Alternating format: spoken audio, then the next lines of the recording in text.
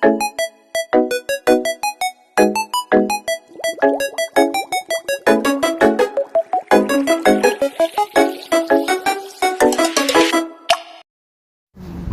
day, another vlog. This is Miss Marge. Samahan niyo akong magbalik trabaho. Yes, tama yung narinig niyo. Back to corporate world ako.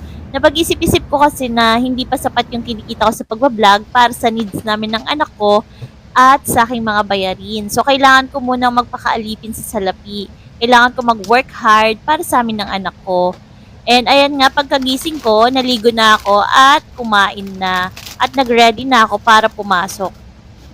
So, dito sa bago kong work, required kami mag-makeup at magdamit ng formal. So, kailangan talagang mag-effort sa makeup at sa pagnanamit dito sa bago kong work.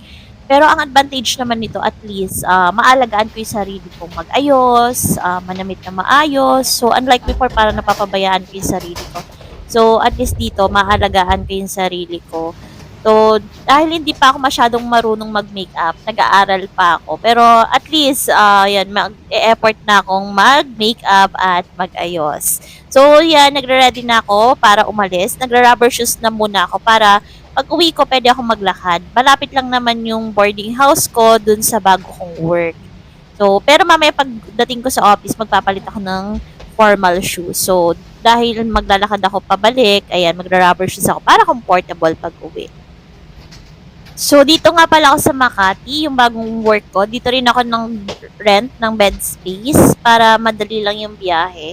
Actually, medyo naninibago pa ako dito sa Makati. Hindi ako masyadong sanay dito. Mas sanay ako sa may BGC Taguig at sa bandang Quezon City.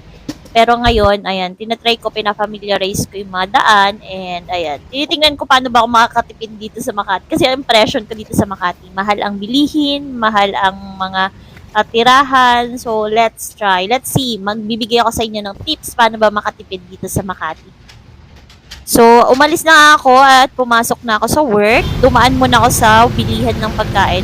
May mga bilihan din pa rin pagkain dito ng mura. So, abangan nyo yung next vlog ko kung paano ba magtipid dito sa Makati. Ano yung mga tips para makatipid kayo dito sa Makati. After ko ang bumili ng baon kong lunch, naglakad na ako sa sakayan ng bus, tsaka jeep, nagabang na ako ng jeep or bus papuntang Ayala. Then, after ilang minuto, nakasakay naman ako ng jeep and nakarating na ako sa office. So, ito na si ate girl niya sa office, nag-change ng shoes. Pero, story time lang. Ang nasakyan kong jeep, my God, mali. Pabuendia yung nasakyan ko, imbis na pa Ayala. Tinanong ko kasi si manong driver kung dadaan ba ng Paseo. Sabi niya, oo, dadaan ng Paseo. Pero yun pala, Paseo Hilpuyat. So, mali yung jeep na nasakyan ko. Bumaba ako, din nilakad ko na lang. Grabe yung pawis ko sa paglalakad papuntang Paseo, Ayala. Pero sa kasamang palad, na-late pa rin ako. Na-late ako ng 2 minutes. My God. Yan talaga pag hindi ka sanay dun sa ruta. So, ayan, dahil bago pa lang naman ako dito sa Makati, medyo naninibago pa ako dun sa mga sakayan at sa mga way. Pero sana sa susunod, hindi na ako maligaw. After nga ng work, ay naglakad na lang ako pa uwi sa boarding house. Mga 15 to 20 minutes walk lang naman from office to boarding house. Then, dumaan na rin ako sa grocery para bumili na ilang kailangan ko. Then, nag-dinner na rin ako. Kain tayo mga sisi ko. Yan, kain tayo sarap ng ulam. Actually, this new job of mine is parang second chance siya ng buhay ko.